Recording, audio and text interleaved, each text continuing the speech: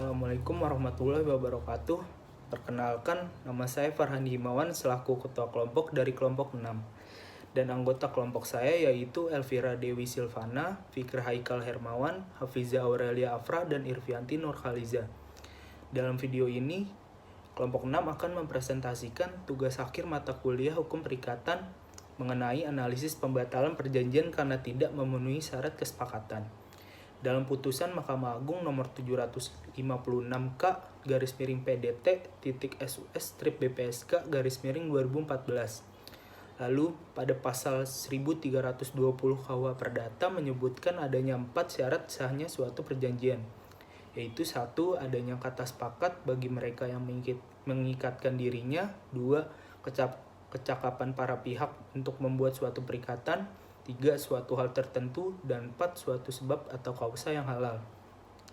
Pertama-tama, saya akan menyebutkan para pihak yang terkait dalam putusan tersebut, yaitu Jeki Saputra sebagai debitur selaku pemohon kasasi atau termohon, dan Zulkarnain pemimpin PT Adira Dinamika Multifinance sebagai kreditur selaku termohon kasasi atau pemohon.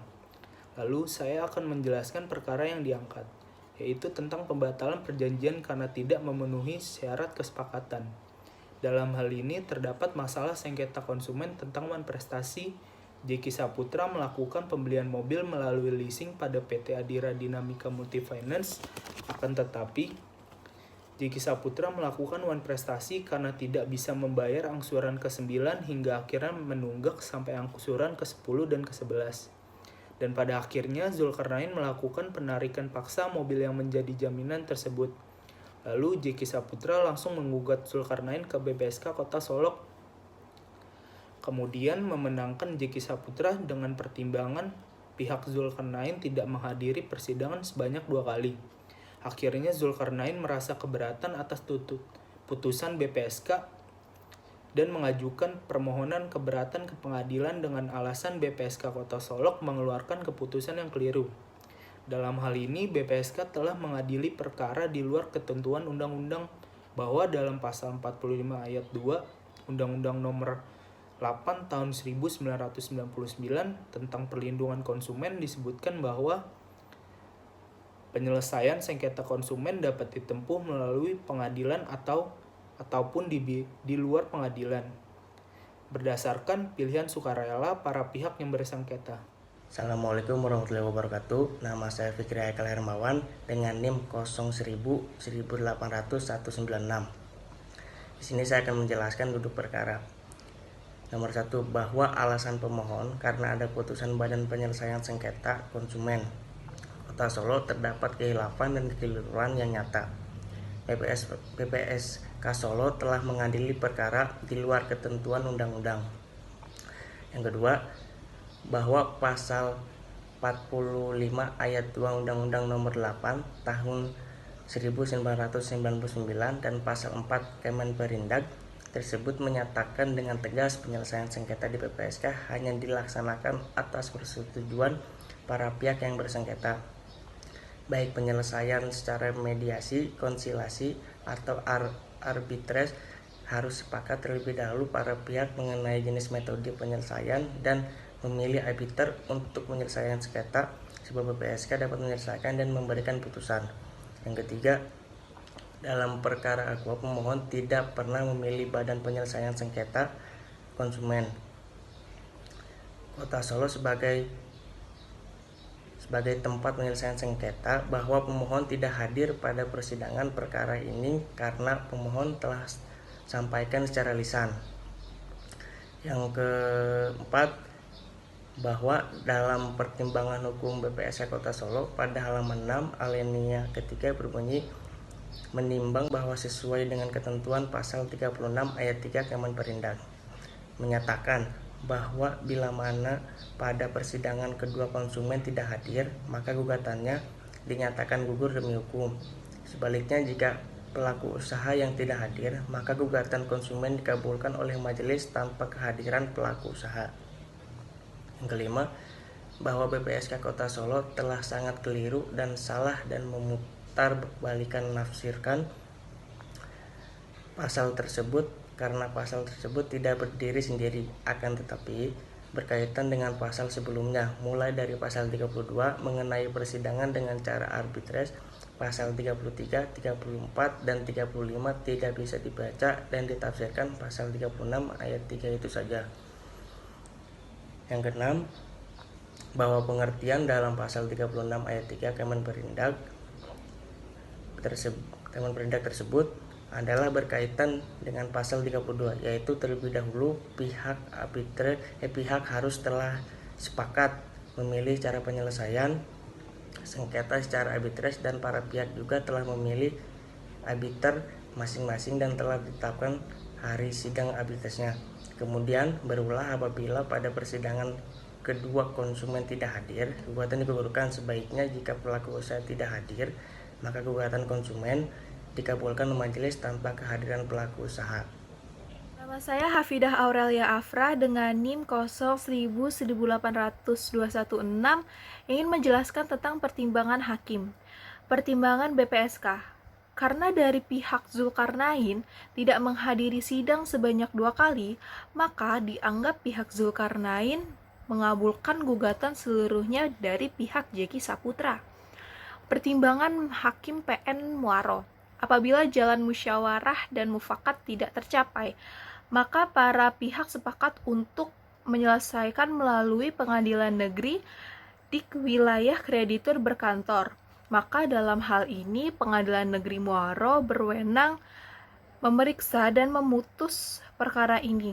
Sehingga dalam hal ini Badan Penyelesaian Sengketa Konsumen Kota Solo tidak berwenang memeriksa dan mengadili perkara akuo, dan oleh karenanya putusan Badan Penyelesaian Sengketa Konsumen BPSK Kota Solo nomor 49 BPS KSLK PTS M VIII strip 2014 tertanggal 18 Agustus 2014 cacat hukum dan tidak mempunyai kekuatan hukum, sehingga putusan Badan Penyelesaian Sengketa Konsumen Kota Solo nomor 49 BPSK strip SLK PTS M VIII strip 2014 tertanggal 18 Agustus 2014 batal demi hukum. Pertimbangan Hakim Mahkamah Agung bahwa Jeki Saputra di dalam mengajukan kasasi tidak didukung dengan alasan yang cukup untuk dapat diterima dan tidak menunjukkan secara tepat adanya kesalahan penerapan hukum dalam putusan Pengadilan Negeri Muaro yang dimaksud. Bahwa Pengadilan Negeri Muaro sudah menerapkan hukum secara tepat dan benar, menyatakan Badan Penyelesaian Sengketa Konsumen Kota Solo tidak berwenang untuk memeriksa dan memutus perkara antara Jeki Saputra melawan Zulkarnain. Menimbang bahwa berdasarkan pertimbangan tersebut di atas, ternyata bahwa putusan Pengadilan Negeri Muaro nomor 7 PDT G 2014 PN MRJ tanggal 9 Oktober 2014 dalam perkara ini tidak bertentangan dengan hukum dan atau undang-undang. Saya Irventi Nurhaliza, NIM 010001800233. Saya di sini akan menjelaskan tentang putusan Hakim Pengadilan Negeri, putusan BPSK atau Badan Penyelesaian Sengketa Konsumen Hakim Mahkamah Agung amar putusan BPSK Kota Solo nomor 49 BPSK strip SLK PTS M 6 angka Romawi strip 2014 mengabulkan gugatan penggugat sebagian. Yang pertama, mewajibkan Zulkarnain, pimpinan PT Adira Multifinance untuk mengembalikan mobil yang telah ditarik paksa dari Jeki Saputra atau debitur. Yang kedua, mewajibkan Zulkarnain selaku pimpinan PT Adira Multifinance untuk mengembalikan dokumen penting milik Jeki Saputra yang ada dalam kendaraan. Yang ketiga, mewajibkan Zulkarnain untuk membayar tunggakan angsuran kredit dan denda sebanyak 2 tunggakan, yaitu tunggakan yang ke-11 dan yang ke-12 dibebani uang tarikan dan melanjutkan angsuran setiap bulan sampai pada angsuran ke-36 semenjak putusan BPSK dijatuhkan. Yang pertama adanya putusan tingkat pengadilan negeri. Yang pertama ada dalam eksepsi. Dalam eksepsi adanya menolak eksepsi dari termohon konvensi atau JK Saputra untuk seluruhnya. Yang kedua ada dalam pokok perkara. Dalam pokok perkara keberatan dari pemohon keberatan Zulkarnain untuk sebagian. Yang kedua menyatakan BPSK Kota Solo tidak berwenang memeriksa dan mengadili perkara Aquo. Yang ketiga menyatakan putusan Badan Penyelesaian Sengketa Konsumen atau BPSK Kota Solo nomor 49 garis miring BPSK strip SLK garis miring PTS garis miring M garis miring 6 angka Romawi strip 2014 tanggal 18 Agustus 2014 adalah cacat hukum dan tidak mempunyai kekuatan hukum. Yang keempat, membatalkan putusan Badan Penyelesaian Sengketa Konsumen atau BPSK Solo nomor 49 garis miring BPSK strip SLK garis miring PTS garis miring M garis miring 6 angka Romawi strip 2014 tanggal 18 Agustus 2014. Yang kelima, menyatakan perjanjian pembiayaan nomor 0623.1.2000197 tertanggal 20 Juni 2013 antara pemohon dengan termohon adalah sah mengikat bagi pemohon dan termohon segala akibat hukumnya. Yang ketiga, adanya dalam rekonvensi. Dalam rekonvensi yang pertama itu adanya menolak permohonan rekonvensi dari pemohon rekonvensi atau termohon konvensi untuk seluruhnya dalam konvensi dan rekonvensi. Yang kedua, menghukum termohon konvensi atau pemohon rekonvensi untuk membayar biaya perkara sebesar 240. Saya, Elvira Dewi Silvana, dengan NIM 01001800-161 akan menjelaskan mengenai analisis putusan. Menurut analisis kelompok kami, Badan Penyelesaian Sengketa Konsumen atau BPSK Kota Solok terlalu mudah dalam menerima pengaduan dan memeriksa suatu perkara perselisihan konsumen tanpa mempertimbangkan terlebih dahulu aspek-aspek perundang-undangan yang berlaku.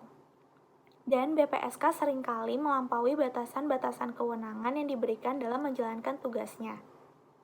Padahal BPSK bukanlah suatu badan peradilan yang mana ia tidak memiliki kewenangan memeriksa dan memutus suatu perkara perselisihan konsumen secara sewenang-wenang, seperti halnya kewenangan yang dimiliki oleh badan peradilan yang sesungguhnya.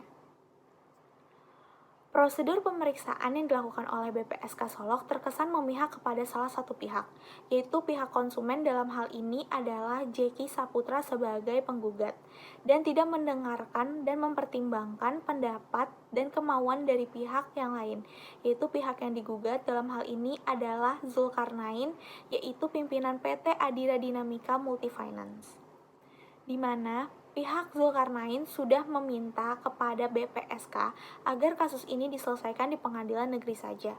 Akan tetapi permintaan Zulkarnain tidak digubris oleh BPSK Solok, dan BPSK Solok justru terus melanjutkan perkara ini mulai tingkat pemeriksaan sampai persidangan sampai jatuhnya amar putusan BPSK Kota Solok nomor 49 garing BPSK strip SLK garing PTS garing M garing 8 Romawi strip 2014. Jelas yang dilakukan oleh BPSK Kota Solok telah melenceng jauh dari ketentuan undang-undang yang berlaku dan melampaui batas kewenangan yang telah diamanatkan oleh undang-undang kepadanya.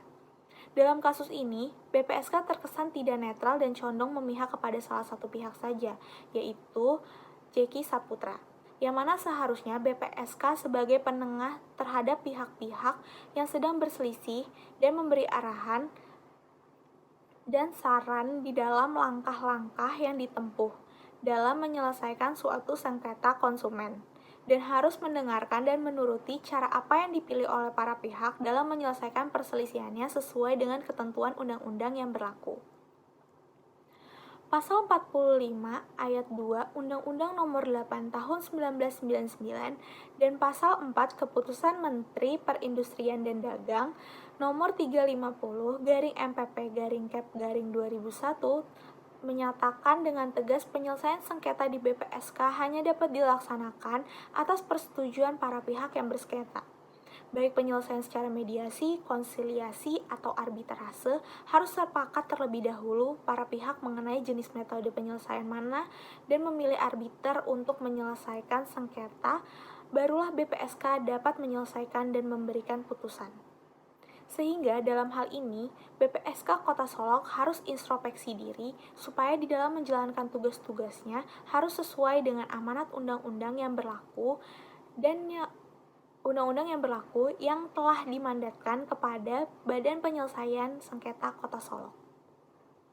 Oleh karena itu, penjatuhan putusan yang telah dilakukan oleh Pengadilan Negeri Muaro dan Mahkamah Agung sudah sesuai dengan kewenangan yang telah diberikan kepadanya dan sesuai dengan ketentuan perundang-undangan yang berlaku, yaitu hasil keputusannya adalah menolak permohonan kasasi dari pihak pemohon kasasi yaitu Jeki Saputra. Demikian presentasi dari kelompok 6. Kurang lebihnya mohon maaf. Wassalamualaikum warahmatullahi wabarakatuh.